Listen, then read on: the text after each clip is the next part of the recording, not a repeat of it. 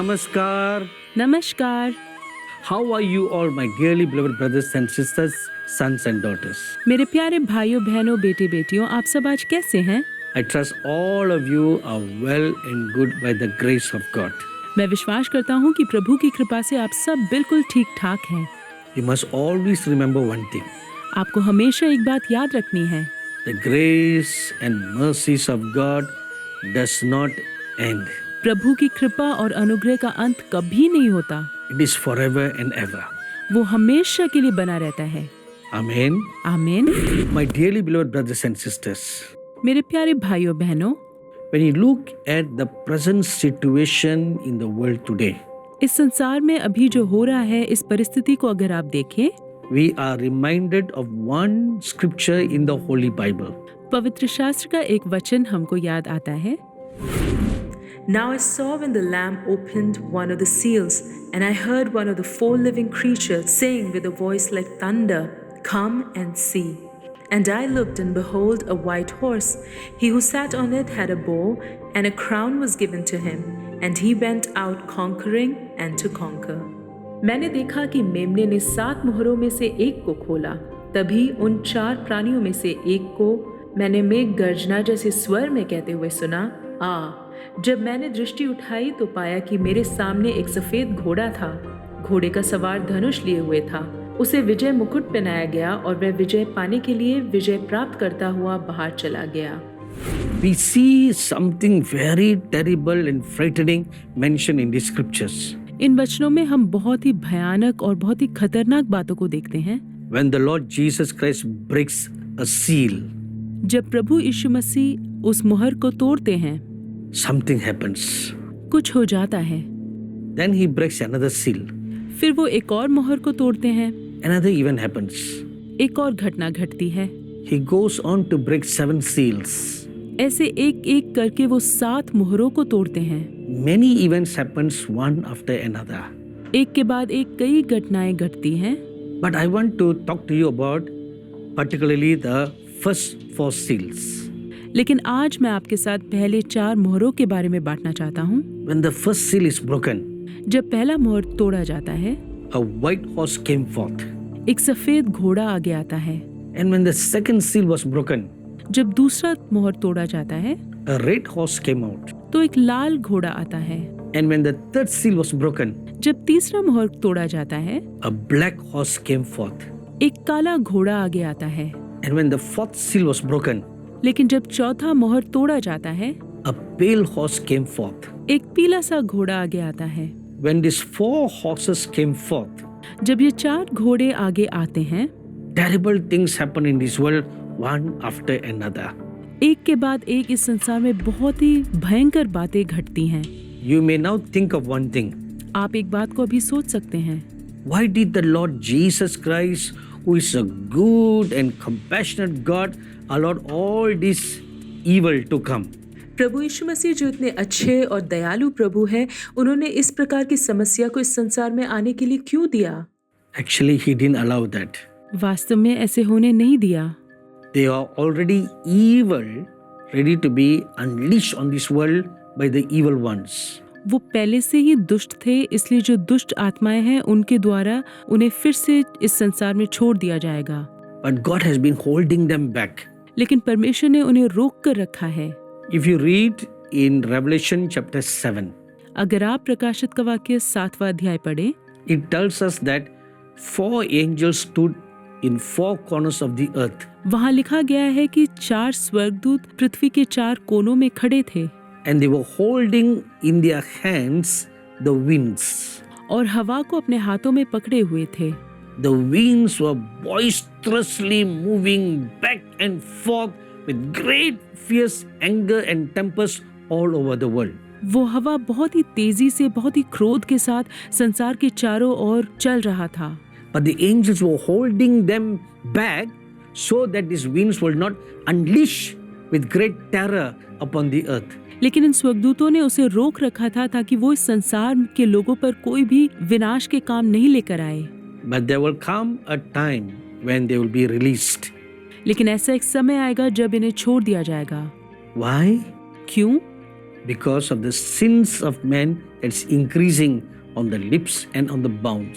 वो इसलिए क्योंकि मनुष्य का जो पाप है वो बहुतायत से बढ़ रहा है। So how will they be released? तो उन्हें कैसे छुड़ाया जाएगा? The Lord Jesus breaking the seals. जब प्रभु यीशु मसीह उन मोहरों को तोड़ेंगे। But even then, you see, it's all in the hands of God. लेकिन फिर भी हम देखते हैं कि ये सब प्रभु के हाथों में है। He permits them because of the sins of men. लोगों के पापों के कारण वो इन्हें होने देते हैं। So when the first seal was broken, जब सबसे पहले मोहर को तोड़ा गया, what do we see there? वहाँ हम क्या देखते हैं? A white horse came forth, एक सफेद घोड़ा आगे आता है। and there was a rider on the white horse. उस घोड़े के ऊपर घुड़सवार था। There was a crown on his head. उसके सर पर एक ताज थी। He had a bow, उसके पास एक धनुष था। and he was given the command, "Go forth." उसे आगे बढ़ने की आज्ञा दी गई। And he went forth to conquer and conquering. वो जय करता हुआ निकला कि और भी जय प्राप्त करे। So this is a scene we see there. हम इस बात को वहाँ देखते हैं। So when you see a rider on a horse with a bow, it tells us that he's a warrior. जब आप एक घुड़सवार को धनुष के साथ घोड़े में सवार करते देखते हैं तो आप जान जाते हैं कि वो एक योद्धा है। I'm sure you will agree with that. मैं विश्वास करता हूँ कि आप इससे सहमत हैं। But there's one problem now. लेकिन एक समस्या है। What good is a warrior with a bow without arrows? एक योद्धा के पास धनुष बिना तीर के क्या फायदा? Am I right? मैं सही हूँ ना? Because a bow is useless without arrows. क्योंकि तीर के बिना धनुष का कोई काम नहीं। But without arrows, the Bible tells us this rider went forth to conquer and to conquering. लेकिन बाइबल बताती है कि तीर के बिना वो जय करता हुआ निकला कि वो और भी जय प्राप्त कर सके। And look at the color of the horse. और उस घोड़े के रंग को देखिए। It is white in color. वो सफेद रंग का है। And the rider on the horse has a crown on his head. और उस घुड़सवार के सर पे एक ताज है। So the crown on the head tells us that he is like a kingly leader. उसके सर का ताज हमें ये बताता है कि वो एक राजकीय अगुवा है। And not only a kingly leader, but he will be a victorious leader. वो सिर्फ एक राजकीय अगुवा नहीं लेकिन एक जयवंत अगुवा होगा। So how is he going to conquer without arrows? तो तीर के बिना वो कैसे जय प्राप्त करेगा? So now listen carefully. ध्यान से सुनिए। This kind of conquering is true a threat of war without the acts of war. ये उस प्रकार का जय है जो युद्ध की धमकियों के द्वारा प्राप्त होती है लेकिन वास्तव में युद्ध नहीं होता। And the rider, the kingly ruler, will be the victor in the end. अंत में ये घुड़सवार जो राज के अगुवा है जय प्राप्त करेगा। He has a bow in his hand. उसके हाथ में धनुष है। He has a bow in his hand. उसके हाथ में धनुष है। It represents all the weapons that a leader, a conquering leader may have. वो जय प्राप्त करने वाले सारे अगुवे के हाथ में जो हथियार होते हैं उसे दर्शाता है। And the arrows represents the missiles, the bombs, the bullets and all the stuffs. तीर जो है वो मिसाइल्स, बॉम्ब, बंदूकें इन सब को दर्शाती हैं। So here comes a leader who boasts or threatens others that he has all these weapons. यहाँ पर हम देखते हैं कि इस प्रकार का एक अगुवा है जो घमंड करता है कि उसके पास इतने सारे हथियार हैं। So without all the ammunition, but just with the weapons, he will conquer the war. इन सारे हथियारों के बिना सिर्फ धमकियों से वो पूरे संसार को जीत लेगा। A threat of war is forced, but no war will actually take place.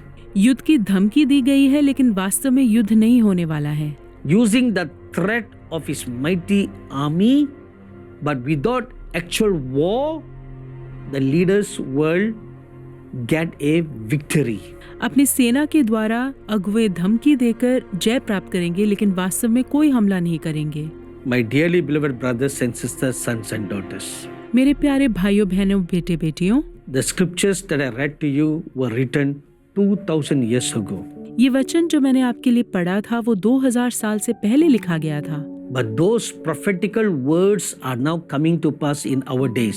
लेकिन ये भविष्यवाणी के शब्द हमारे दिनों में पूरे हो रहे हैं। What does this show?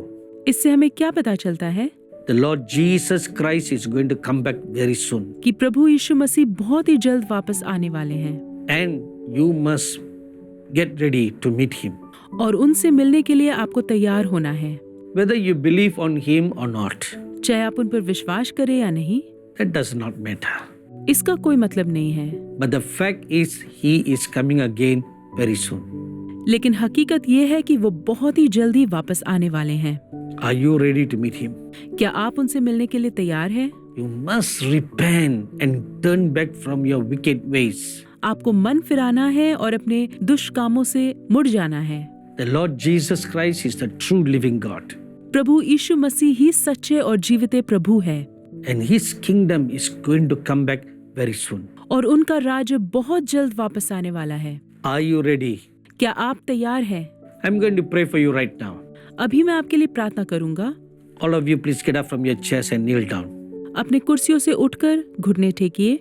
If you want to repent from all your sins अगर अपने सारे पापों से मन फिराना चाहते हैं and accept the Lord Jesus Christ as the only true living God, और प्रभु यीशु मसीह को एक ही सच्चा और जीविता प्रभु स्वीकार करना चाहते हैं, I ask you to take your right hand and you put on your heart right now. मैं चाहता हूँ कि आप अपने दाहिने हाथ को अपने हृदय पर रखिए। Our gracious and loving Heavenly Father, हमारे अनुग्रहकारी और प्रेमी स्वर्गीय पिता, look at each and every one of your children who are laying their hands on their heart now. उन सभी बच्चों को देखिए जिन्होंने अपने हाथों को अपने हृदय में रखा है। Lord, they believe that you are the true living God. प्रभु वो विश्वास करते हैं कि आप ही सच्चे और जीवित प्रभु हैं।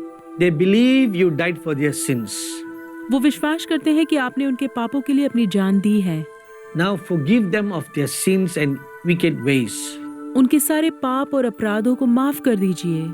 By the blood that you shed on their cross, I pray that all their sins be forgiven them.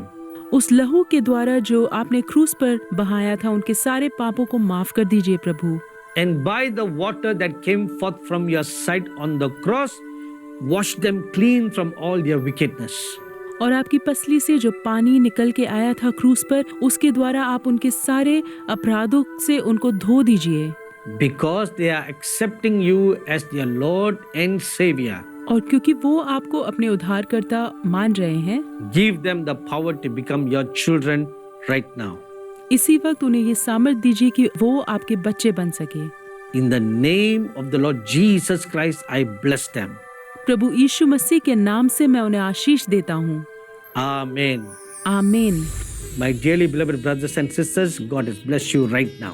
मेरे प्यारे भाइयों और बहनों, प्रभु ने आपको अभी आशीष दे दिया है। Go to a good church near your home अपने घर के पास एक अच्छी कलीसिया में जाइए and tell the pastor what good things God has done for you through this program. और वहाँ के पासबान को ये बताइए कि इस कार्यक्रम के द्वारा प्रभु ने आपके लिए क्या अच्छे काम किए हैं। And they will be able to guide you further in the path of righteousness. और वो धार्मिकता के मार्ग में आपको आगे आपकी अगुवाई करेंगे। God bless you all till we meet again next time. प्रभु आप सभी लोगों को आशीष दे। Namaskar. नमस्कार। If you are blessed by this program, please send your testimonies and feedbacks to Angel TV, Villivakkam, Chennai 600049, Tamil Nadu, India. Our email ID is programs.hindi@angeltv.org. अगर आप इस कार्यक्रम से आशीषित हैं, तो अपनी गवाही और विचार हमें इस पते पर भेजिए। Angel TV, Villivakkam, Chennai 600049, Tamil Nadu, Bharat. हमारा ईमेल आईडी है programs.hindi@angeltv.org।